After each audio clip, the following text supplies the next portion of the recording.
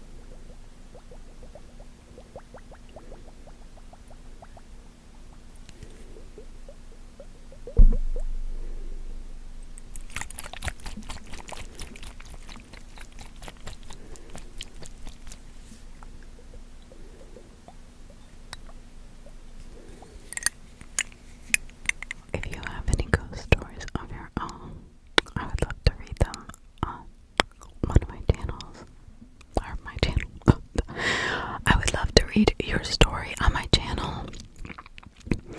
If you could send me that either alltruecrimeasmr@gmail.com, that'd be great. Great. Or you can Instagram me at alltruecrimeasmr on Instagram. I should actually put that link in there. I don't know. I've never really been an Instagram user, but I guess I should be. I don't know. Maybe you would, help my channel. Silly Jodi. But when you do something just because you love it so much, you don't really think about marketing it. And that is the case with me. I love getting people's stories out there. I love maybe making people happy. Almost to the point of fault. I don't know. But, and to snack, because this will probably be a pretty long video because it just...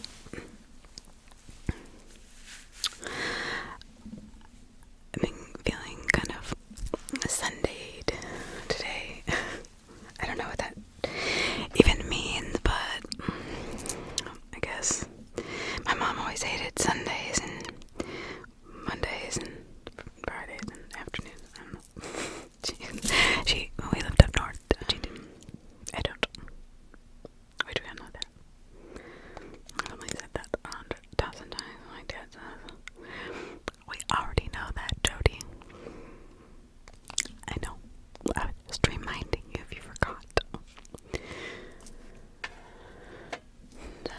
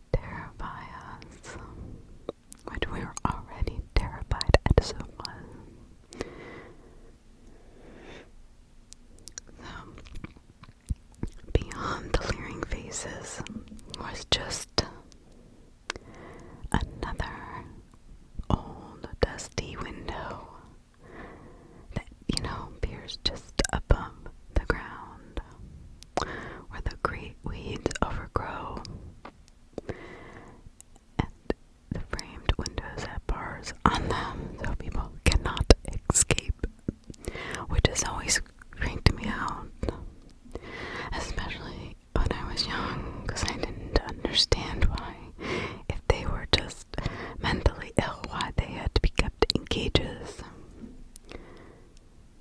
But there were other things, strange things we could not explain. And let me tell you about those experiences. They happened to me at that place, at that, looking back, it is hard for me to even think about it, but it was me, James, and Stacy going into this wretched place. We walked around to the backside. Some of the doors and windows had been broken and others had not. In the back, there was a window that had no glass in it, though, and it wasn't broken. It was just not there, as if it had never been there at all. There was no broken glass on the side, no broken glass in the ground or inside, no bars. It was the only one like that, and none of us could understand why. However, it was high enough that we could lift the other to the edge. Of course, I was typically the last one up because I could jump higher than anybody else. And I was just more agile in general. And they would help pull me up.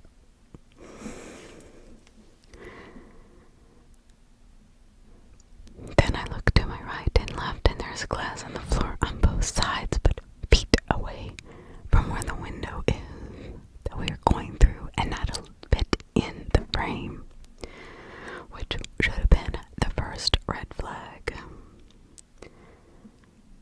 But other than that, it just simply looked like an empty hallway or gym room or gymnasium. Empty, dark, and lonely. And with this repair, the county did not want to keep it up. It was too expensive at that point, and they didn't keep it up while people lived there. So, do you think they would have kept it up while people weren't living there? Weeds had grown high around the perimeter, and bugs had started to form little homes inside. The wind could be heard blowing in the walls, making strange howling noises throughout the building. It echoed through the hall in a desperate moan. There's enough light in this building that we can see clearly. We went throughout the building carefully, looking around each corner. We started on the base floor, which had no windows except in the front. I guess that's where you'd call the admissions.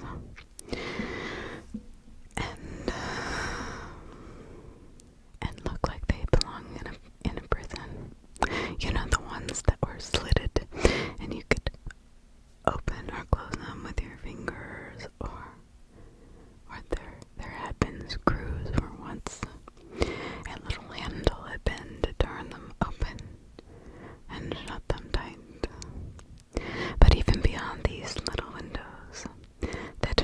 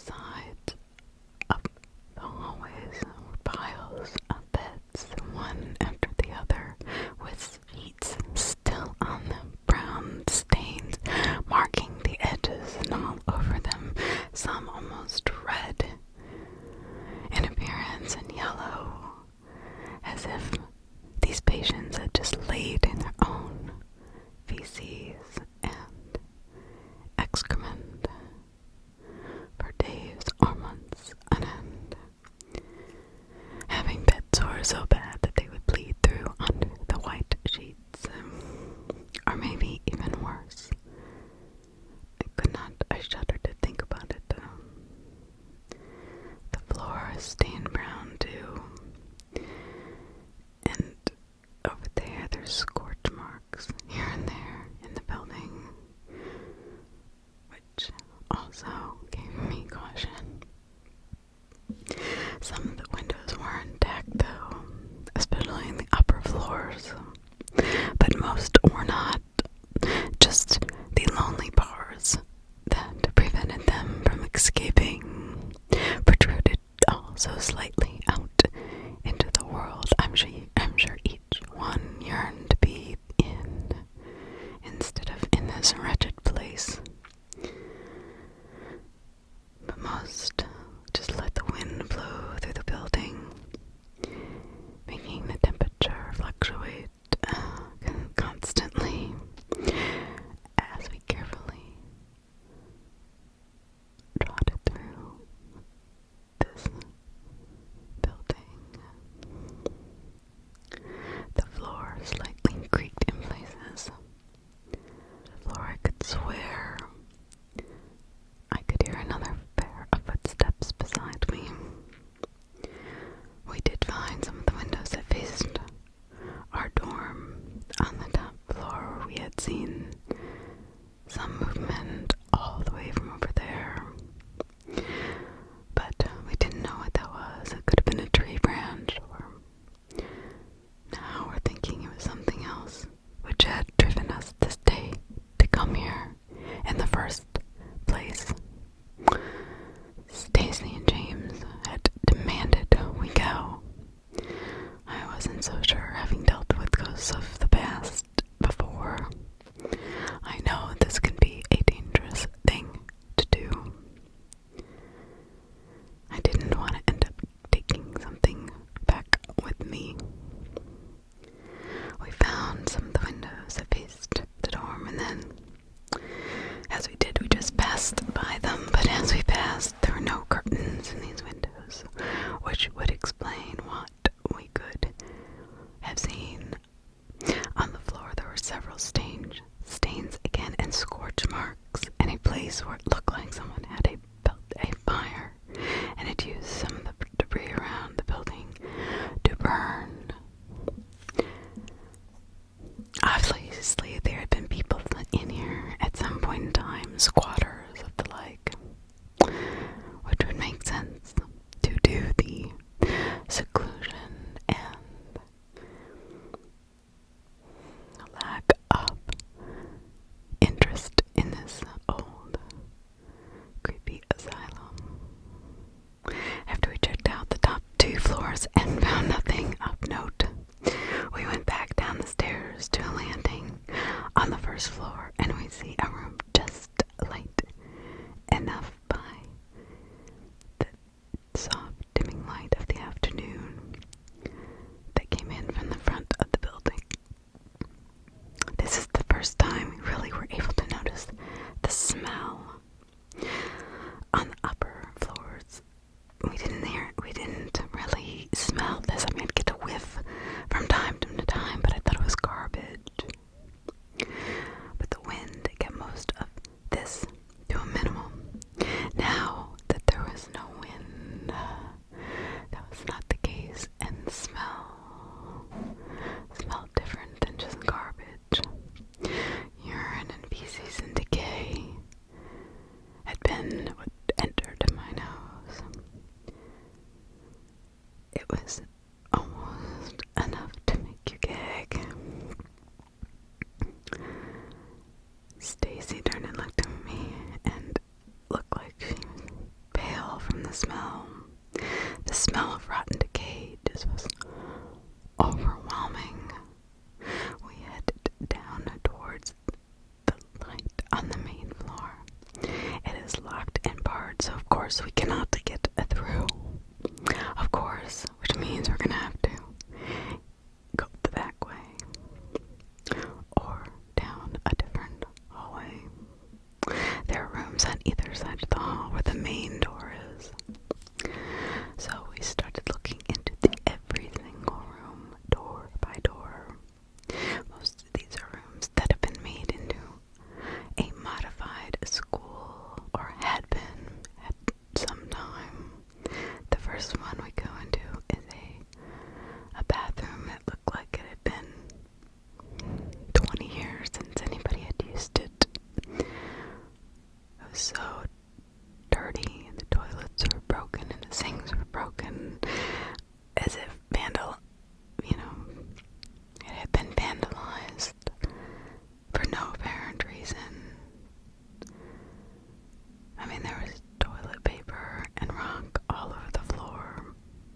as we continued down the hall, we start to hear things that we cannot hear from anywhere else in the building, and we have not heard before. We can hear mice scurrying around and objects being displaced. At 12 years old, this only added to the disturbing feelings that this place elicited. There were also a lot more burn marks down here than there were on the upper floors. It had looked if a fire had broken out in this part of the building at some point, but the strange thing was, the burn marks were in different patterns along the floor, but really didn't go to the ceiling and didn't really leave any ash behind and didn't burn the wood floor beneath it. It just left a mark. Of course, that didn't faze me then. I didn't think about it. But as I got older, I started wondering what that was. We continued looking into the rooms for another 15 or 20 minutes. But that is when it started to begin.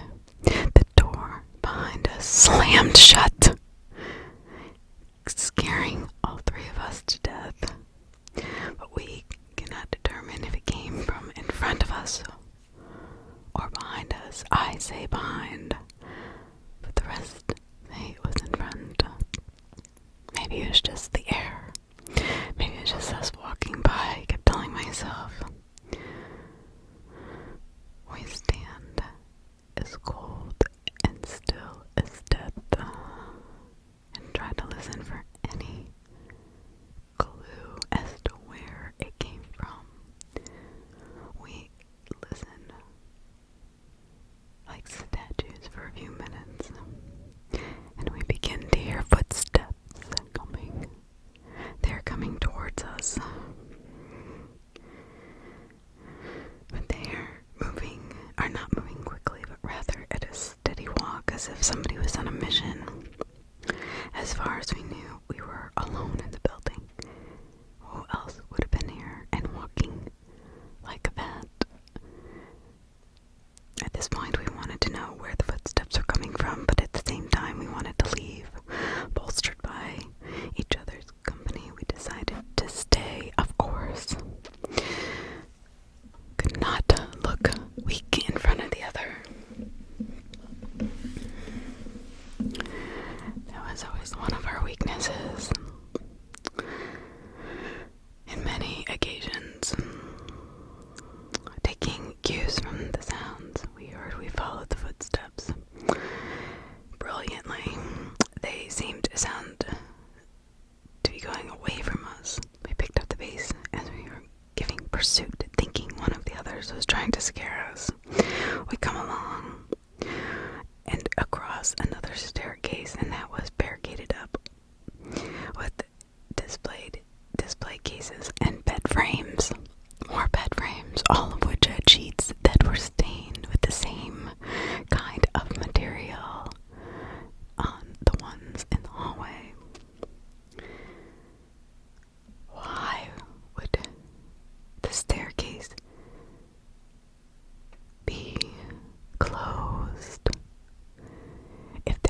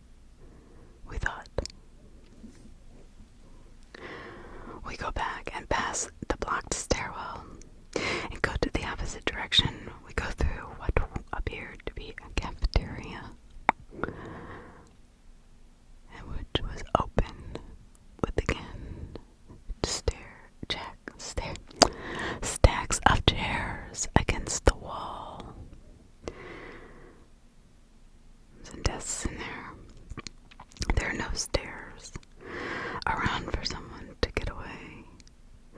We go back to the stairs and we came down on the second floor and realized that there is not any place that one could have been.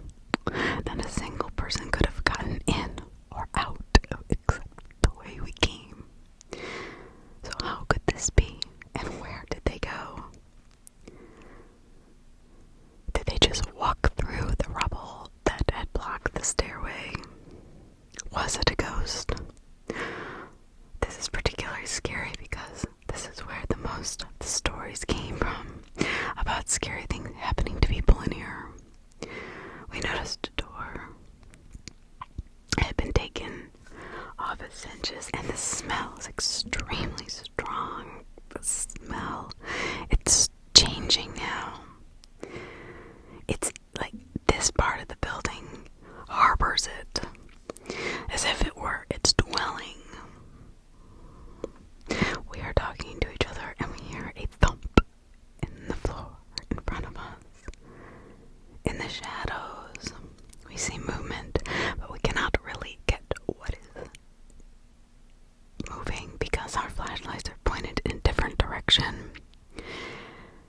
During the time of the big thump, we give chase thinking that we have got the person trying to scare us. Ahead we hear thumps and bumps, thuds and scratches and movements, like someone is trying to get away. Our lights are pointing forward, but we do not see anything. We do not see anything moving ahead of us, but we do hear running footsteps, and I don't mean just one set, but many hundreds. A door slams right in front of us, but there's no door. And we hear footsteps, but there are no people. The problem is we do not see what closed the door, and we do not see a door it closed. At this point, fear gets the better of us, and we start to run back as fast as we can go. It might have been my imagination, but it seemed as if the footsteps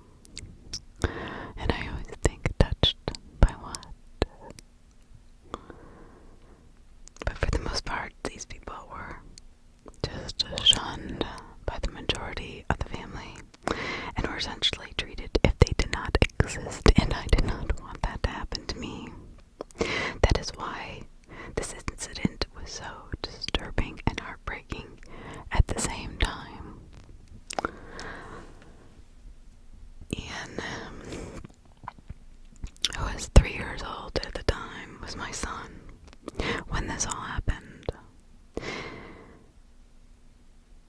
She seemed to be hanging on to her terrible twos. He seemed to be hanging on to his terrible twos a little bit longer than he should have, or that I had hoped. He would scream, cry, and yell almost constantly, not because he really wanted to or needed anything, but simply for attention, which really just would make me so mad. We tried everything. We tried to calm him down. I don't know how many books I must have read, my husband must have read, just to try and find a way to help us help him. Then one day, he was screaming at the top of his lungs for what seemed like hours on end. He was even getting to the point where he could not scream anymore. His voice had turned hoarse, but he kept screaming. And it went on and on and on. If someone could have heard him, I am sure they would have called the police. It had to have brought attention to us, like we were mistreating him, beating him or something. He was screaming bloody murder, and there's nothing. We could not feed him, we could not change him enough, we could not hold him, kiss him, hug him.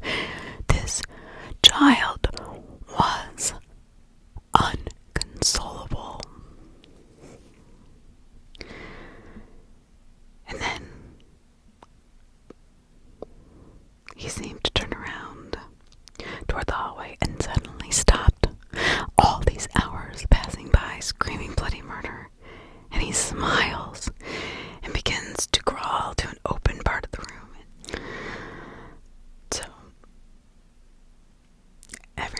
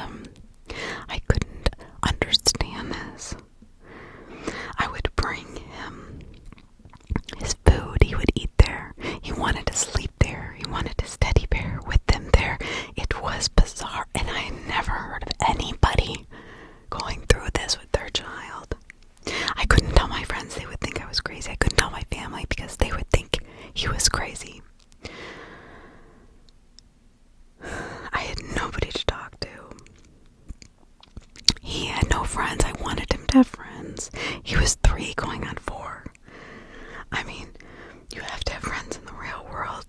I didn't know what else to do, so I took the leap of faith. And I reached out to some moms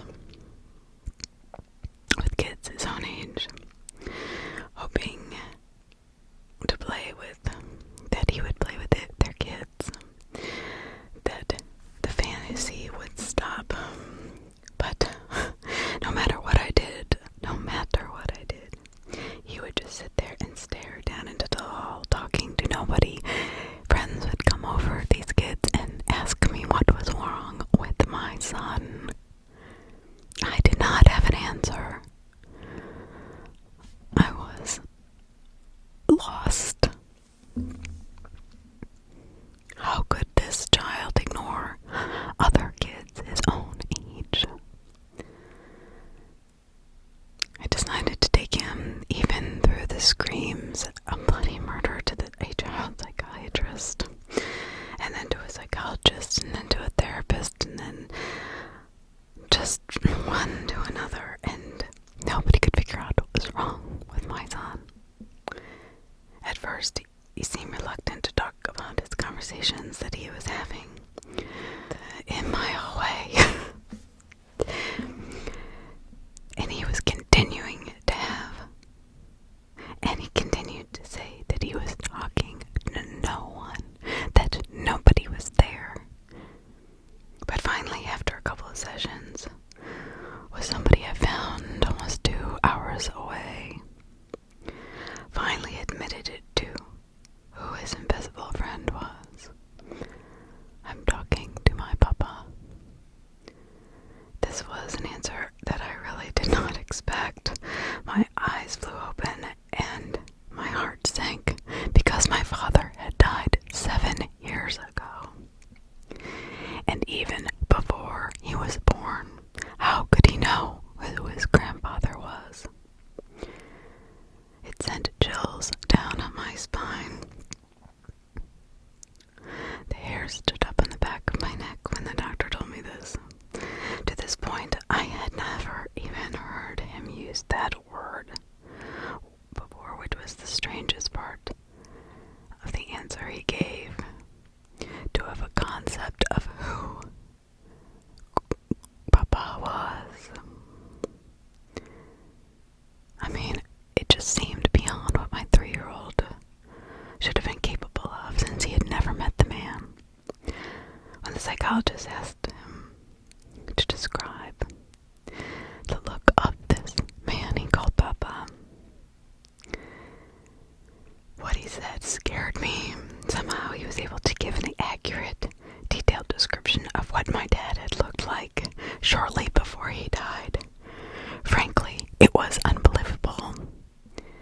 After the session, I really was at a loss for what to do. I mean, was it possible that my dad was visiting my son?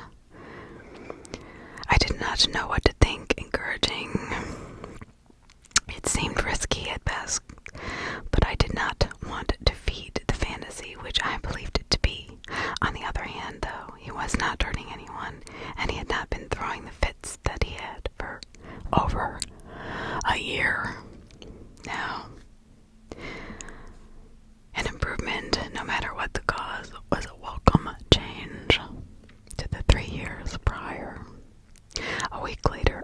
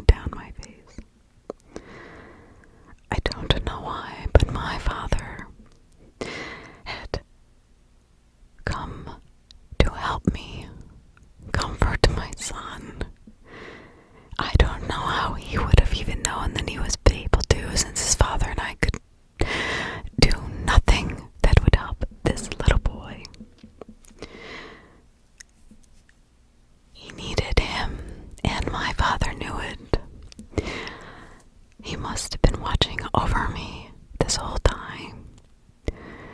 Tears pouring from my eyes. I'm thinking all these things running through my head. How can this be possible?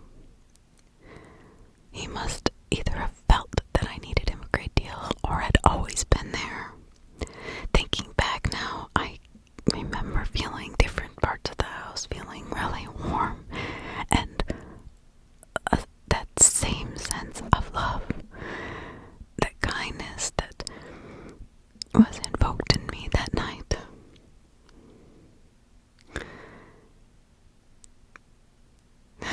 I kind of laughed because I felt like my father must have known that the twos would just be terrible for my son. And so my son seemed to be cured of the terrible twos from my father who passed away many years ago. And as time goes on, I'm sure that memory of what happened will fade away, but not for me.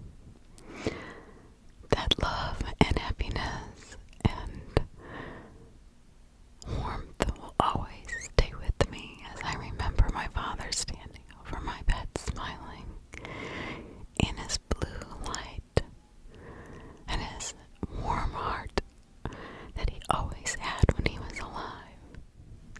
And I know one thing is for sure, my little son will always know, no matter how old he gets, that his papa loved him very much. And I know that my dad loved his grandson.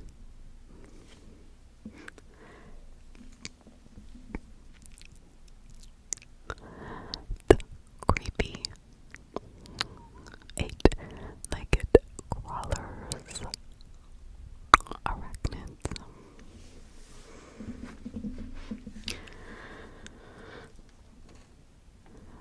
My wife and I are getting, to the part in our life where we're not young and we're not old, but we are getting older, as we all do. So when it comes to sleeping through the night, it does not really happen all that often. I'm having to get up and down most of the night to go to the bathroom. One of those crappy parts about, getting older that everybody has to look forward to, I guess. Next to our bed, we have a mirror, as everybody does. And I catch what I look like, my reflection, out of the corner of my eye. Even though I know it is a mirror, and I see it during the day, my shadow never fails to creep me out. It is not the man I once knew. I've considered asking my wife to move it, but I do not know. It will sound like the ramblings of an old man beginning to lose his mind. So I haven't mentioned anything yet, but it still scares the crap out of me every time I see myself walk by. I don't know if it's from when I was younger and now I turned into this, but it scares the shit out of me. One evening I was really feeling worn out, so I told my wife I was going to take a little nap right before dinner. So she was going to wake me up when it's getting close, and she went off somewhere else in the house. She told me that at some point she had to use the bathroom whose door faced our bed. She said that in the mirror in the bathroom she saw me sit up and start to crawl down to the end of our bed. Given that I'm in my late 70s, I do not have the strength or range of motion or desire that I used to. When she saw me lift myself off the bed with my legs and arms like some sort of bug, she found it really strange. I don't know if I would have stayed in the house. I would have probably run if it was the other way around. Then she saw me stand up, walk over, and lean against the door frame to the bathroom, and just stand there. She told me the look in my eyes was really unsettling. I was like a different person.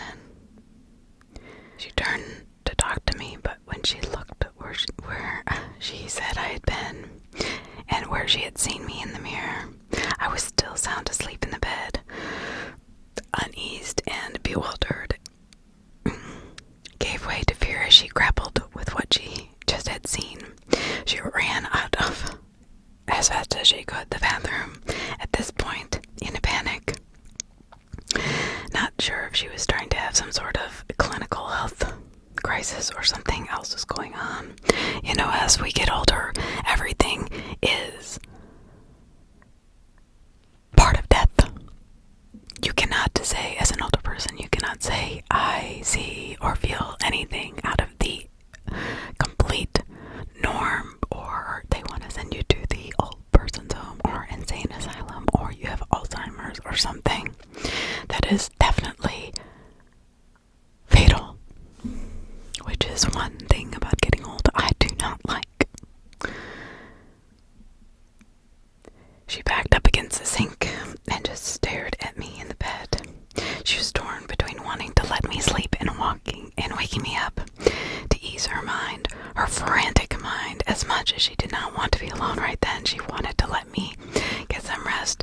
When she turned around to look back in the mirror, the entire thing had been covered in a thin coat of condensation, and there were handprints all over the mirror. The entire thing was covered in them. Just handprints all over, like the person she saw crawling out of the bed had crawled on the mirror. She couldn't believe it. Her heart almost stopped beating as she tried to scream. Her mouth opened and no sound came out. That is when she finally managed the courage and the ability to scream, half muffled and half frantic. She screamed again, which woke me right out of a dead sleep. I ran quickly, as quick as I ever knew I could at 70 plus years old. It took me a second to get my bearings as I bumped into the bed and then to our dresser and then to the side of the bathroom door, and I didn't even know what to say. I was at her side as quickly as I could possibly be. She pointed out at the mirror, too terrified to say anything. Then she just took my arm and buried her head into my shoulder and started to cry. I didn't know really what to do. I didn't know what she saw. I saw what she saw, but not in the same way she did.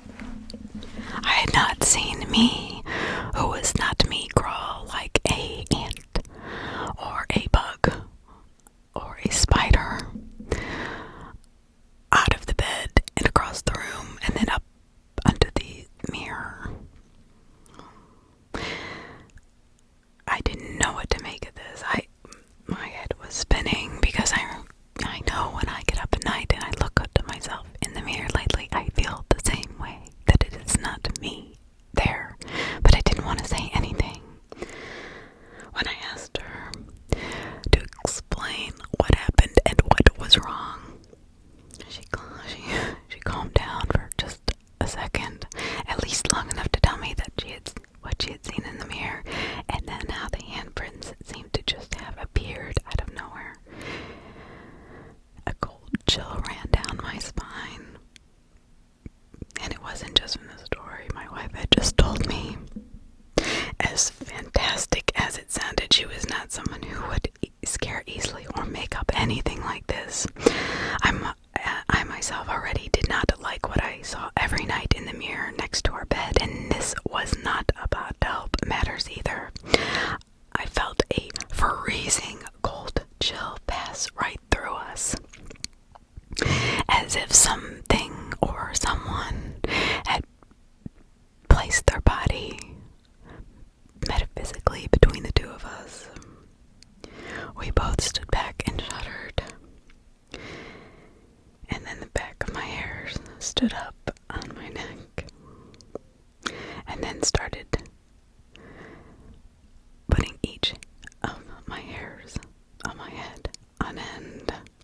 I looked around to see if there was anything in the room with us, but all I saw was this empty room. My wife and I both turned towards the door as footsteps seemed to be walking away from the bathroom into our bedroom. I could feel her begin to shiver physically in my arms, and I knew she had heard them too. We both sat there for a few minutes, not sure if we wanted to follow these footsteps into our bedroom. The sound had been scary enough to keep us frozen in place where we were, as if somebody had cemented our feet to the ground. Neither one of us could move. Finally,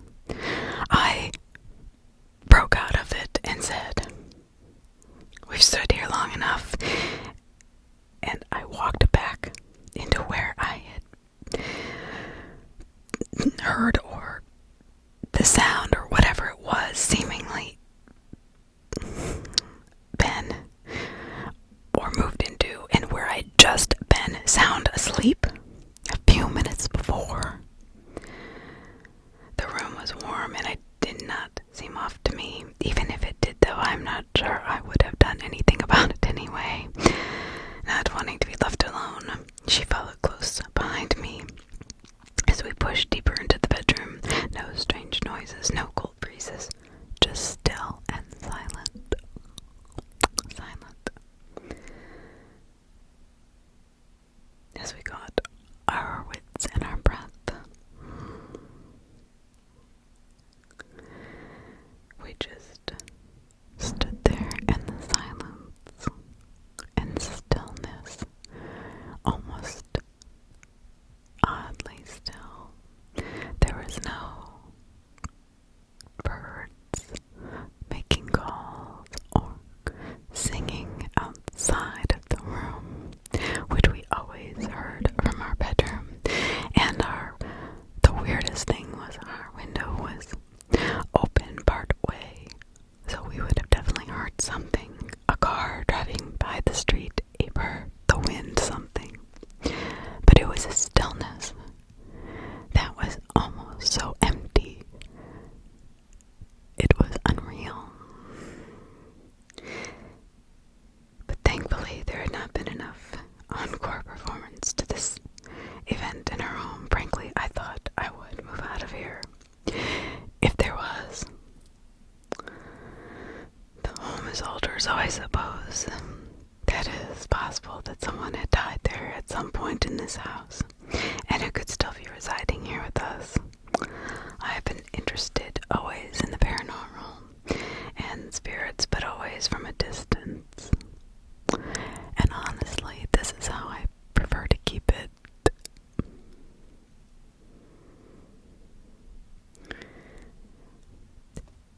Number 4. So we don't awake the dead.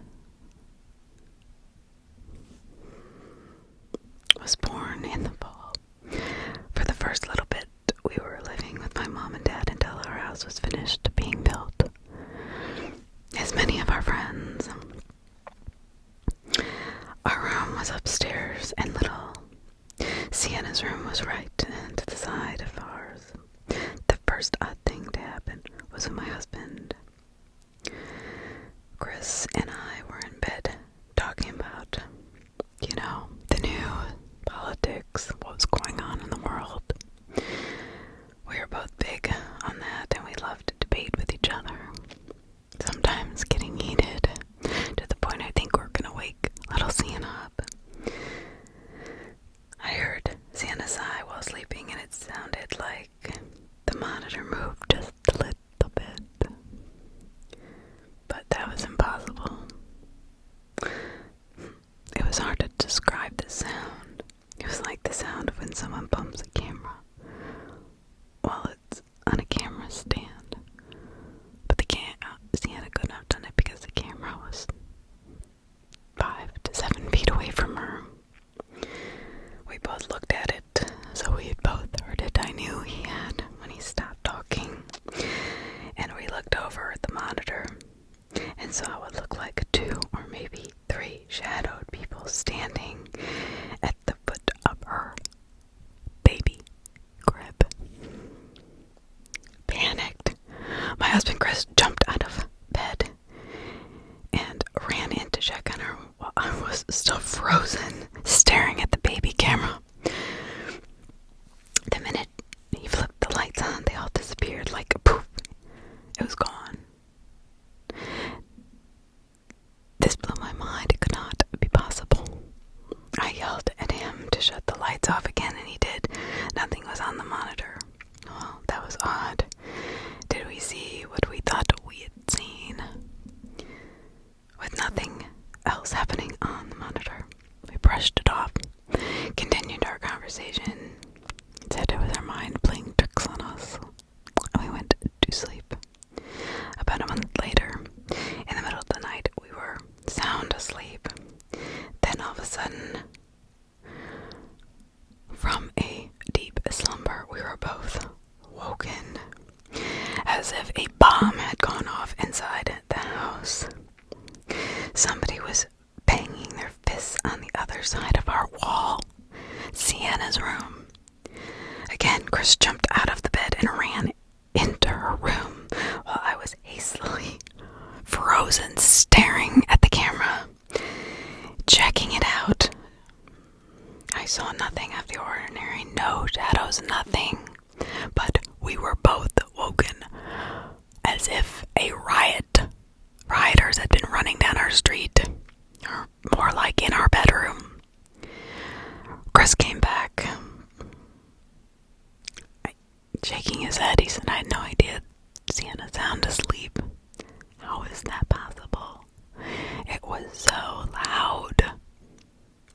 We both heard it." And I looked at him inquisitively. "You heard it, right?" He said, "Yes." We both shot out of bed. So now, 3 weeks. About a month later, we're about 2 weeks after our house being built and finished. Thank goodness. I could not wait. It was the day we did the final walkthrough on our own. My mom and dad had flown to Hawaii that day and to celebrate their wedding anniversary, so we had the house to ourselves for an entire week, which, to be honest, was a little nice. It was a little insight into what it would be like as a family without my parents surveilling 24/7. Like before, it was bedtime. Chris had already dozed off, of course, as I was still watching the news and everything going on, wanting to keep talking, but hearing his light snoring, my eyes started to get tired too, so I might as well go to sleep. I was just reaching for the lamp to shut it off when I heard what sounded like 2 jumps, and I don't mean 2 jumps, I mean 2 jumps. It was like somebody jumped 2 times in the hallway as hard as they possibly could. I pulled back my hand and just laid there and listened. I was not sure if I had really heard anything at this point. I felt like I was going crazy. I was so tired, and maybe my mind was messing with me. I'd been working a lot of hours, staying up late, doing paperwork. Maybe that was it. But suddenly, I heard footsteps. It was pounding down the hall like a raid was going on. Like hundreds of policemen were in our house. I punched Chris in the right arm, and he woke up as the raiders had reached our door. They sold shoes. I could almost hear their guns clinking in their voices. It was so strange. I looked side to side, and I'm completely speechless as I'm just punching Chris in the arm as he woke up. It took everything I had not to scream at the top of my lungs. I was so terrified. I was so terrified. I was shaking. Something had just run full force from some things had run just full force down our hallway to the other end of Sienna's room. "What the hell?" Chris squealed. "Why did you punch me? You didn't hear it." I hissed a whisper. "Hear what?" he said, annoyed obviously that I had woken up from a deep sleep. Footsteps, not just footsteps, but like rioters coming down our hallway into our daughter's room. I gave him a terrified glance. "Please go check." Shaking his head now, really pissed, he got out of bed and went into the hallway when I heard him open Sienna's door and check her room, but nothing was there. By the time our house was ready to move into, we were both sleeping, basically awake at night, closing our eyes and immediately opening them again, thinking that we would hear a herd of horses or something coming down the hall and briskly going into our daughter's room. We were so uneasy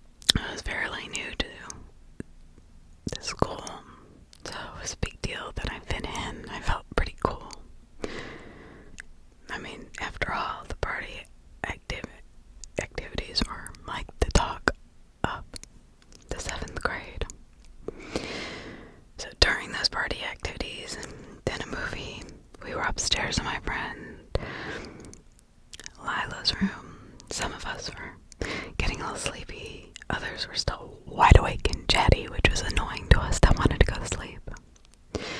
Lila pulled a Ouija board out from underneath the bed and started giggling, but I did not find this funny.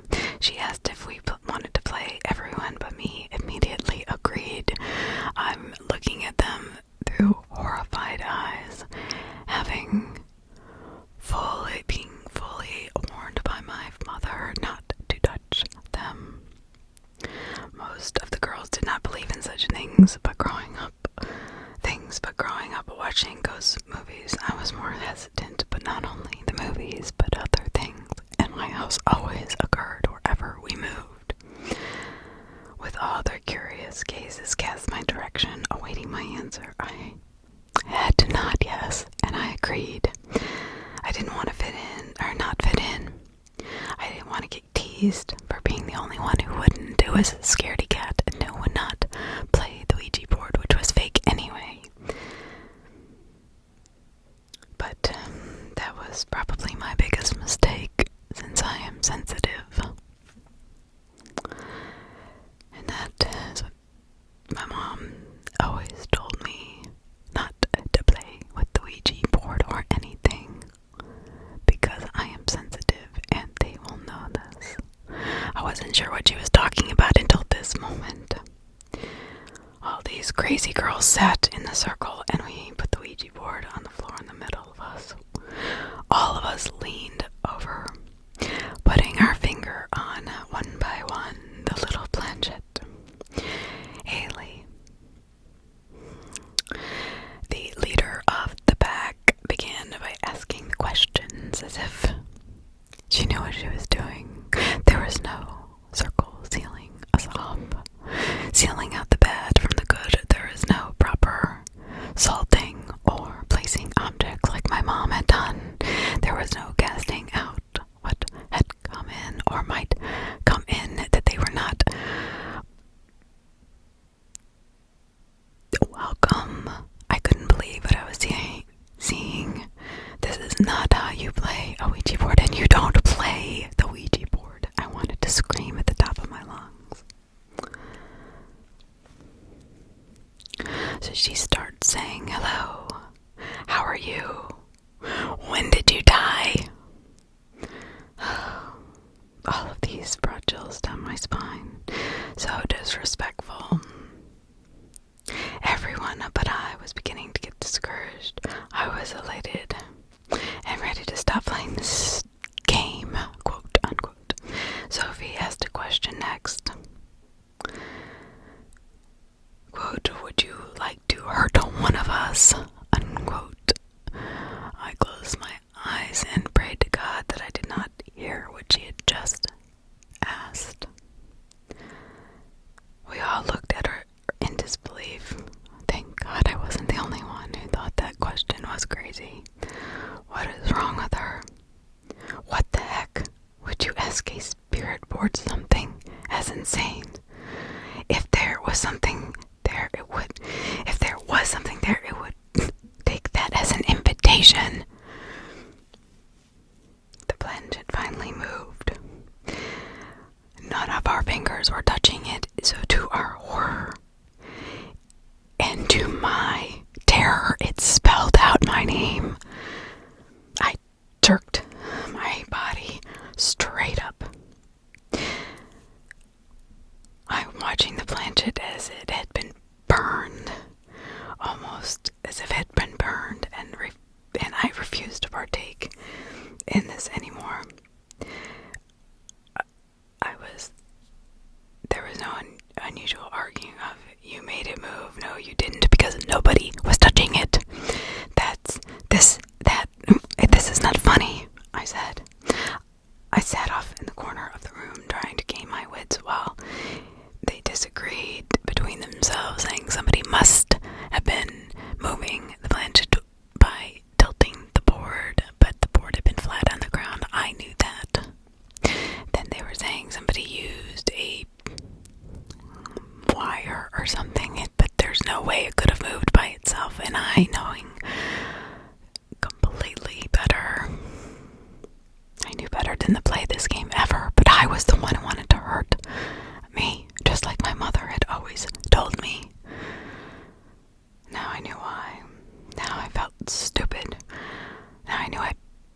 always yelled at teenagers.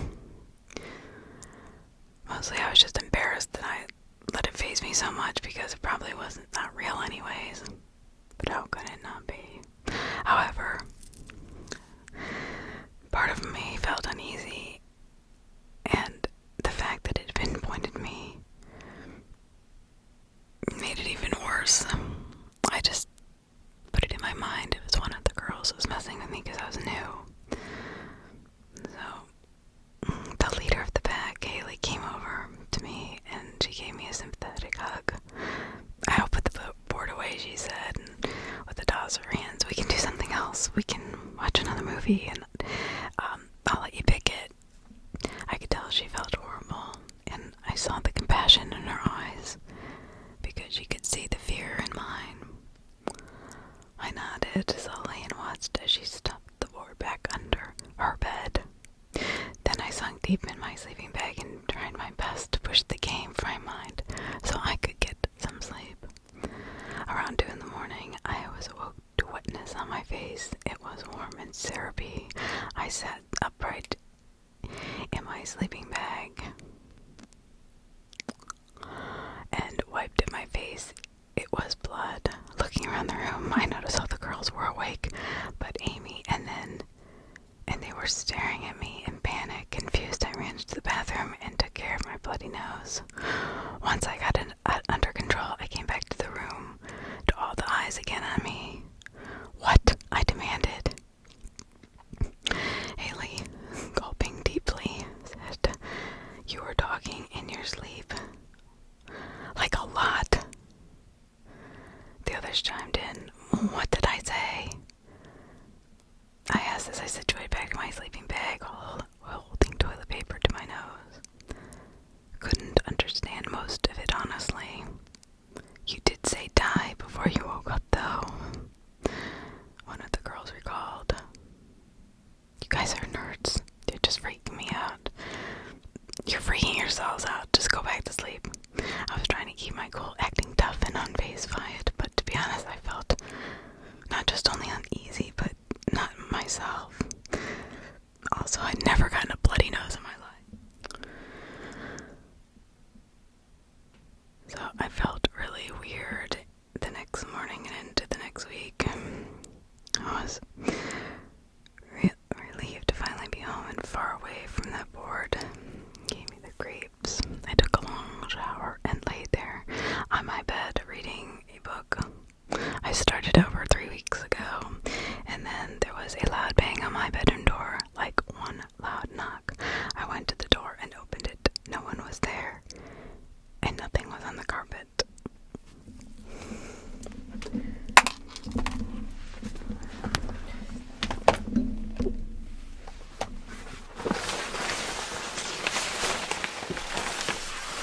I just shut the door, and I walked back over to the bed. Before I could lay down back on the bed, I felt it again. Hot, sticky, and warm. My nose was bleeding again. Second time in my entire life. I rushed to the bathroom, and I took care of it. Why was I having these nosebleeds all of a sudden? Stress out of nowhere. I've been stressed a lot more than this.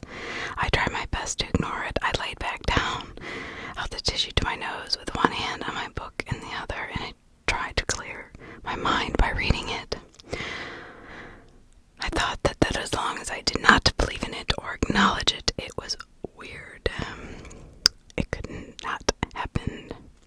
But that is not true now, is it? The rest of the day was fine and nothing unusual happened. It was actually nice and cheery and bright.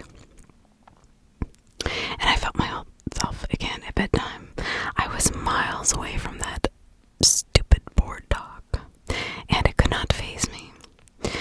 At bedtime, I turned my TV volume on low just to add some light to the room and background noise to keep my mind from wandering into negative things. I drifted off fairly easily and slept like a baby. At 3 in the morning, I woke with a start.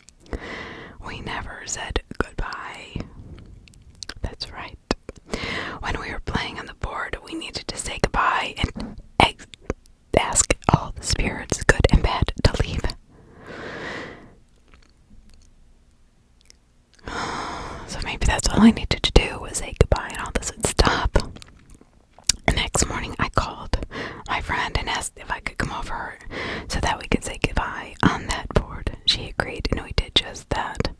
After we said goodbye, I've not had any more sleepwalking issues or seen the word die written anywhere. I still get chronic nosebleeds, however, and the doctors cannot figure out why. At least more than most. I grew up in a house that was quite large in size, surrounded by beautiful mountains and lush wineries. On the outside, the house was aged but scenic, and very peaceful and serene. A historic gem tucked neatly between the vast forest and acres of aromatic grapes. I distinctively remember when I would play in the backyard how the aroma of grapes would surround me like heaven's embrace. I miss that smell. However, I do not miss that house. The house was built in the late 1800s. The outside had weathered and well weathered over the years, but the inside needed constant repair. I remember how my mother would get so frustrated every few months over something breaking, whether it had been the stove not working, the pipes needing mending, the floorboards creaking. Something always needed to be fixed. It seemed like a pit hole of endless restorations. Due to the house's age, at first we easily brushed things off as the house settling. There were knocks, creaks, bangs, you name it, stairs creaking, people walking, laughing. We heard it all. My parents would say, quote, "This is just an old house. It's just settling. No need to fret," unquote. I was an obedient child, and I didn't question things, but I knew that those were not just normal creaks, footsteps, talking, laughing, giggling. Those were not normal signs of a settling house, and if it were, I never wanted to own a home. The disembodied voices that began after the giggles. First in the cellar, where when I was fetching a bottle of wine for my parents, my mom was making dinner, and my father was changing out of his work clothes. My mom had turned to me, soup ladle in hand, and said, "John, can you fetch Mommy a bottle of rose label wine?" I glanced at her and then at this cellar door. I hated that cellar. It just emitted the creepiest vibes. I mean, truly, what little kid enjoys going down into a dark, half-finished basement anyways? But this was an old, creepy house that we had been hearing things anyway for months. Now that I can think of for sure, knowing that her question was more of a statement than a question like all parents, I nodded, even though it was hesitant, and made my way to the cellar door. The steps creaked under my feet as my eyes began searching the blackness for the light. It was one of those pull-string lights, and of course it resided at the bottom of the stairs, like the bottom of hell. Why would people put a light there? It was completely unhelpful. By the time you made it down the most dangerous part of the basement, you might be dead. As I neared the bottom of the stairs, I heard shuffling, like you would hear if you were dragging something across a concrete floor, maybe a body. I stopped in place and listened, my heart pounding so loud I thought that absolutely whoever it was, dragging whatever it was, could hear my heart. It kept growing louder and louder. I'm like telling my heart, please stop beating so loud. I could hear the blood pumping in my ears. It was almost painful. And with every passing second, and then I heard nothing. I took a deep breath and I shrugged to myself and begged myself to believe it must have just been my footsteps on the stairs. I continued to the light. Once I lifted my hand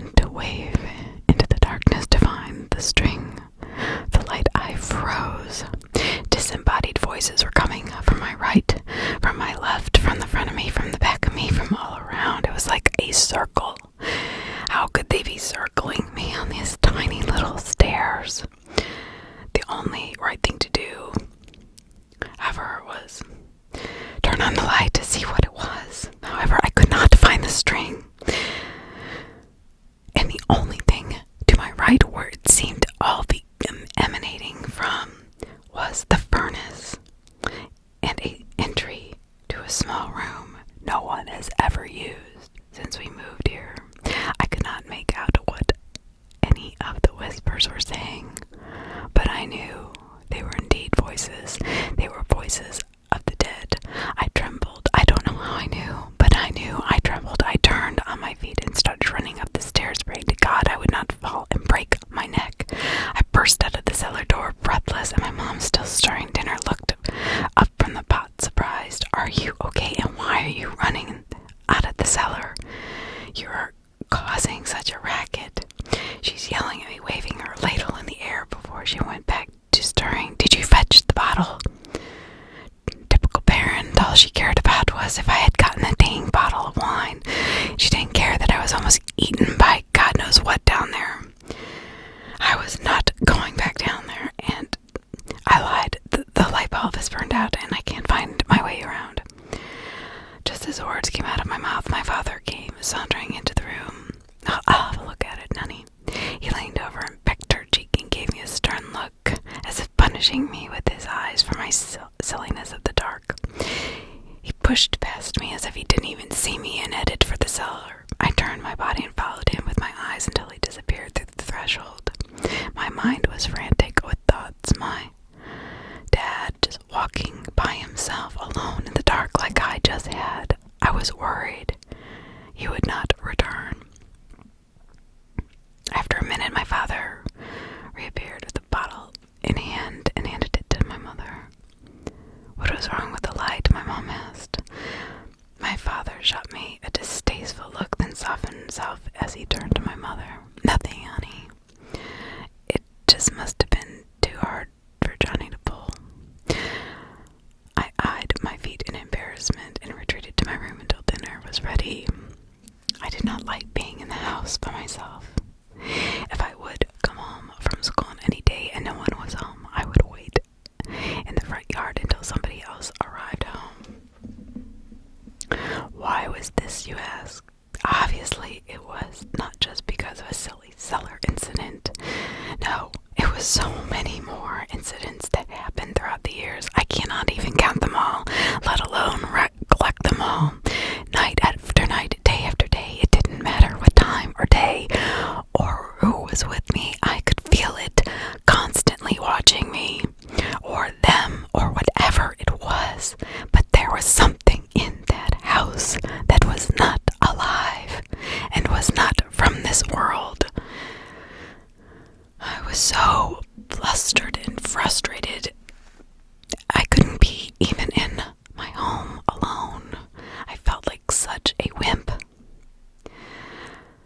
I just took a deep breath. My parents just shook their head and looked at me, disappointed. I was terrified to be home alone because something was in that house. Probably multiple somethings. One liked my sister's bedroom. Who knows? Maybe at one point in history it was their room. No one knows for sure.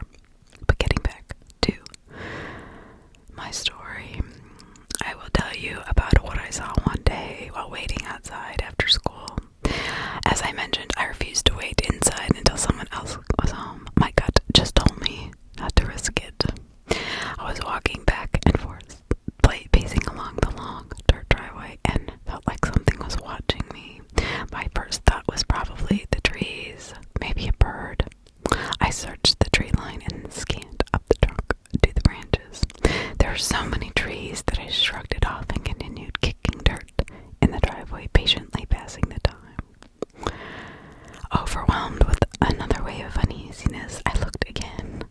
Around me, I felt like whatever it was boring holes into me with his eyes. I could feel it almost burning. It shuddered. It brought shudders through my body at the thought. Finally, I turned and paced that damn house and combed the windows with my gaze. My eyes, of course, landed on my sister's window and slightly parted blinds. I blinked multiple times and squinted at the window, but I knew there was something there. even though I asked myself, was I really seeing this? Did she have something propping against her window that may have laid against the blinds, causing them to part like that? I thought long and hard and shook my head at my own inner question. I already knew the answer anyway. Her bed was next to the window. There could be nothing but the side of it against the wall. My eyes grew wide as I continued to stare at the window in shock. I watched as the blinds slowly retreated and fell back into place. I gulped. Just at that moment, my sister bumped into me. Quote, "Last one to the house is a rotten egg," unquote, she giggled as she sprinted towards the front door. I was the competitive type, but not that day. That day, I would let her win.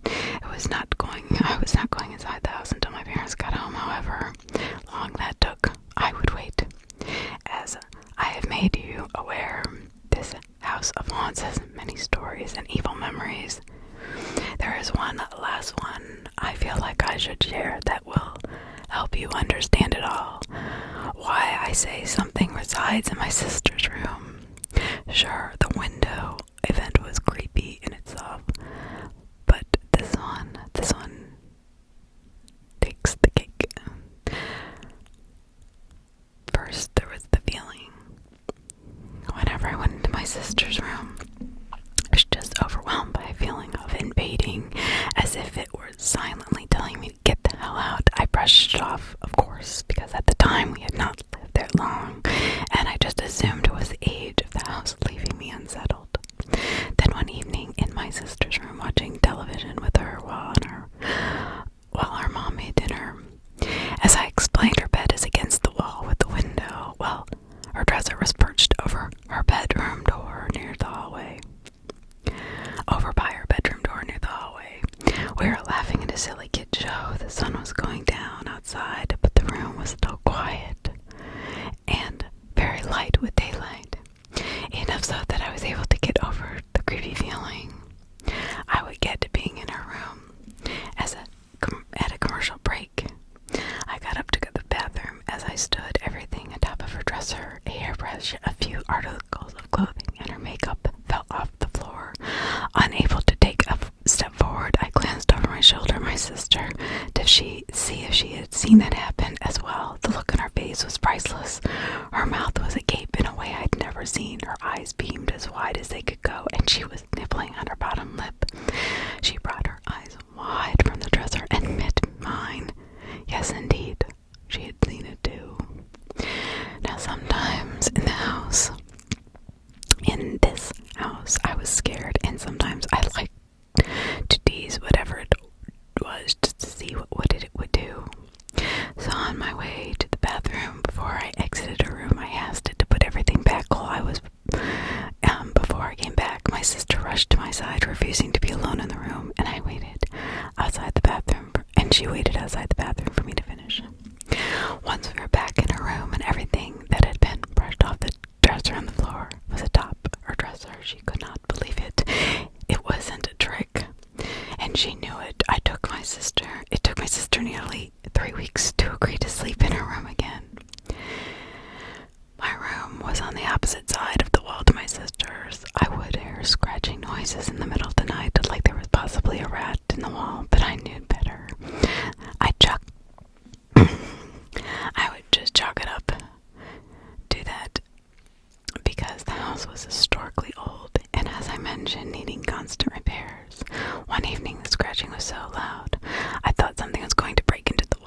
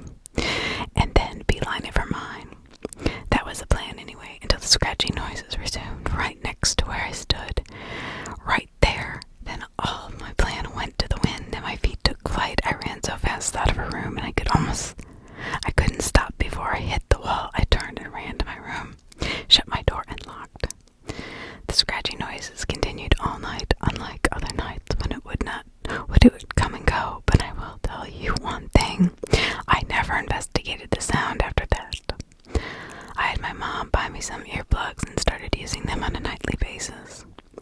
Did I ever say